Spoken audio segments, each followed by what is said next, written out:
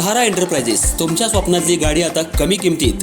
इचलकरंजी शहरालगत असलेल्या कबनूर चंदूर रोडवर कोन्नूर पार्कमधल्या सहारा एंटरप्राइजेस इथं पश्चिम महाराष्ट्रातली विविध बँका आणि फायनान्स कंपन्यांनी जप्त केलेल्या जुन्या दुचाकी आणि चारचाकी गाड्यांची विक्री केली जाते।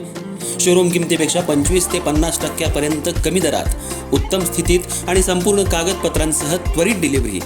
दुचाकी 20,000 पासून पुढे तर चारचाकी 50,000 पासून पुढे। आपल्या पसंतीची कार किंवा बाईक आता अगदी परवडणाऱ्या दरात घेऊन जा। विश्वास, पारदर्शक व्यवहार आणि उत्तम सेवा हेच आमचं वैशिष्ट्य। पत्ता Konnur park, Kabnur Chandur road, Ichalkaranji. Proprietor Rajubhai Ajgar. संपर्क 8055810910 आणि 9860785786। सहारा एंटरप्राइजेस, दर्जा, विश्वास आणि बचत यांचं परिपूर्ण ठिकाण।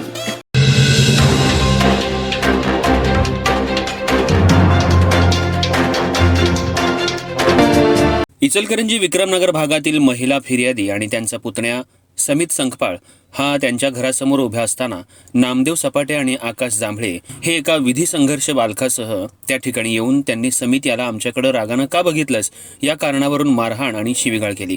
त्यावेळी महिला फिर्यादी त्यांचे पती राजकुमार आणि जाऊ असे सोडवायला आले असता त्यांनाही सपाटे आणि जांभळे यांनी गंभीर मारहाण करून सपाटे यांना जीवघेणा हल्ला करण्याच्या हेतूनं सिमेंटची वीट फिर्यादीचे पती राजकुमार यांच्या डोक्यात जोरानं फेकून मारल्यानं त्यांना गंभीर दुखापत होऊन त्यांची प्रकृती गंभीर झाल्यानं त्यांना उपचारासाठी रुग्णालयात दाखल करण्यात आलं। याबाबत फिर्याद इचलकरंजी गावभाग पोलीस ठाणे इथं दाखल झाल्यावरून इचलकरंजी गावभाग पोलीस ठाणे यांनी नामदेव सपाटे आणि आकाश जांभळे यांना अटक करून तसा तपास पूर्ण करून त्याबाबतचं दोषारोपपत्र इचलकरंजी इथल्या न्यायालयात पाठवलं।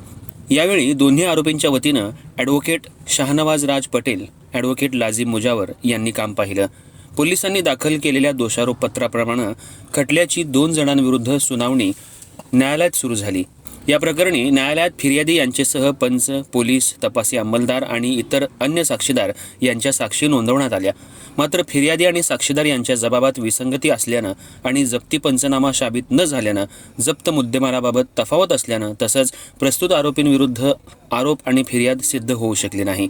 यासाठी संशयित सर्व आरोपींच्या वतीनं ॲडव्होकेट शाहनवाज राज पटेल आणि ॲडव्होकेट लाजिम दस्तगीर मुजावर यांनी न्यायालयासमोर उलट तपास घेऊन जोरदार युक्तिवाद करून दोन्ही आरोपींकरिता बाजू मांडली।